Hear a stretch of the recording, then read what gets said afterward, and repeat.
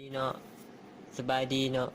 มื้อนี้เราจะมาเรียนเกี่ยวกับการเขียนเว็บด้วย HTML ในขั้นเริ่มต้นเนาะซึ่งจะเรียนเกี่ยวกับเนื้อหาของHTML ก่อนจะเข้าไปสู่การเขียนโปรแกรมซึ่งมื้อนี้มาในตอนที่1เนาะเรามาเริ่มที่ HTML แม่นหยัง HTML แม่นย่อมาจากคำว่า Hypertext Markup Language เนาะซึ่ง Hypertext หมายถึงข้อความที่เชื่อมต่อกันผ่านลิงก์และ Markup Language หมายถึงภาษาที่ใช้แท็กในการกำหนดแสดงผลต่างๆถึงหน้าเว็บเนาะฉะนั้น HTML จึงหมายถึงการเขียนการแสดงผลเอกสารถึงหน้าเว็บผ่านลิงก์ต่างๆเนาะฉะนั้นมาเบิ่งเวอร์ชันของ HTML ในปัจจุบันเนาะซึ่งเวอร์ชันของ HTML ในปัจจุบันแม่นมาฮอดเวอร์ชันที่5เนาะซึ่งออกในปี 2012 ซึ่งใน HTML หานี่ได้มีการพัฒนามาให้ใช้ควบคู่กันกับ CSS3 เนาะก็คือเป็น CSS3 แม่น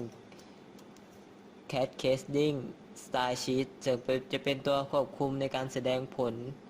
คุณลักษณะต่างๆของแท็กของ HTML ซึ่ง CSS3 นี่ได้ถูกออกมาในปี 2012 จากนั้นเรามาเบิ่งเครื่องมือที่ใช้ในการเขียนเนาะหน้าเว็บด้วย HTML ซึ่งจะมีอยู่2ประเภทเนาะถ้าเบิ่งประเภทที่1ก็คือโปรแกรมประเภท Text Editor ซึ่งจะเป็นการเขียนโค้ดโดยกงเนาะทุกๆโค้ด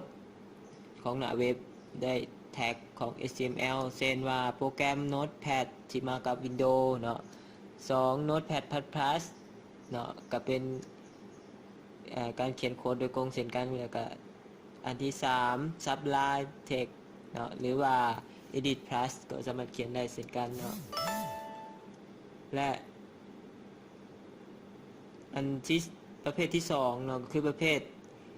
WYSIWYG คือ what you see is what you get โปรแกรมประเภทที่ออกแบบดีไซน์หน้าต่างโดยกงเนาะซึ่งจะมีเครื่องมือต่างๆที่มาช่วยเราในการออกแบบหน้าเว็บเช่นว่า Adobe Reader PageMaker แล้วก็ Composer นอกนั้นก็ยังมีอีกหลากหลายโปรแกรมเนาะที่สามารถใช้ในการสร้างหน้าเว็บดีไซน์นี้ได้จากนั้นเราสามารถเลือกเครื่องมือนำใช้แล้วเราสามารถมาเบิ่ง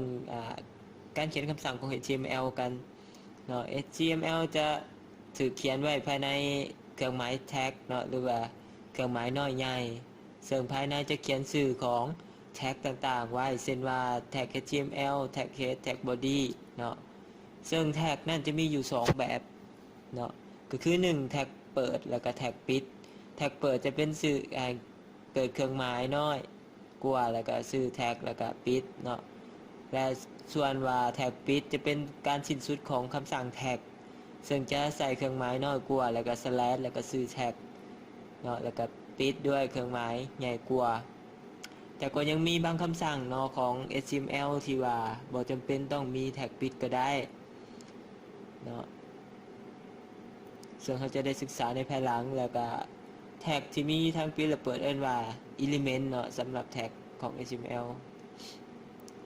element แม่น1สามารถบรรจุเอา element อื่นๆได้เนาะ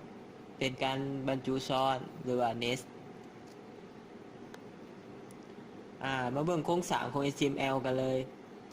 HTML จะประกอบโครงสร้างของเอกสาร HTML จะกำหนดขอบเขตด้วยแท็กของ HTML เปิดและปิดเนาะภายในแท็กเปิดและปิดนั้นจะบรรจุเอาแท็ก head เนาะหรือว่า element head เนาะ element head จะเป็น element ที่ประกอบด้วยแท็กปิดและแท็กเปิดของ head เนาะและ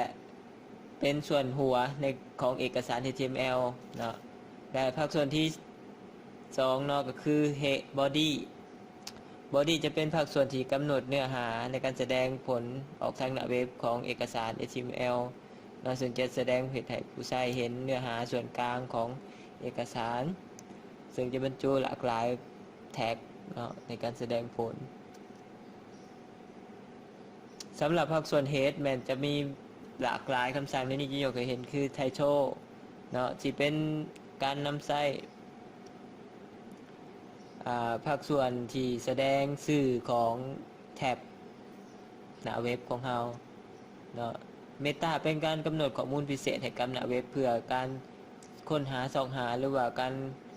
กำหนดคุณสมบัติในของทางด้านภาษาเนาะให้กับหน้าเว็บเพื่อให้เบราว์เซอร์อ่านแล้วสไตล์เป็นบ่อนกำหนดกลุ่มคำสั่งของ CSS แทนที่อยู่ภายในไฟล์เลยเนาะ Link เป็นการเชื่อมต่อคำสั่งreference ให้กับเอกสารอื่นเพื่อเข้ามาในเอกสาร HTML ของเราและสคริปต์เป็นบ่อนวางคำสั่งของ JavaScript เนาะให้กับหน้าเว็บ NoScript เป็นกลุ่มที่บ่ใช้สคริปต์ในการอ่านหรือว่าแสดง Base เป็นตัวพื้นฐานกำหนดเกี่ยวกับ Directory ให้กับบรรดา Object อยู่ภายในของตัวเอกสาร HTML ของเราในเบื้องต้น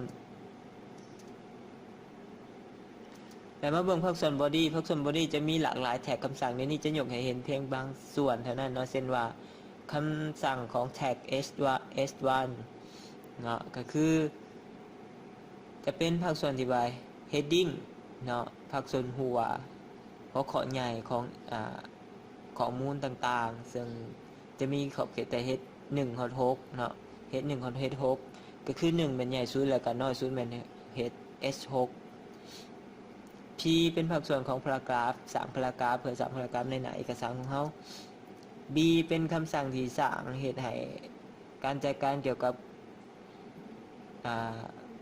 กำหนดคุณสมบัติของข้อความมีความหนาเนาะ I italic เหตุให้มันเป็นตัวเอียง U ใช้ในการขีดกล้อง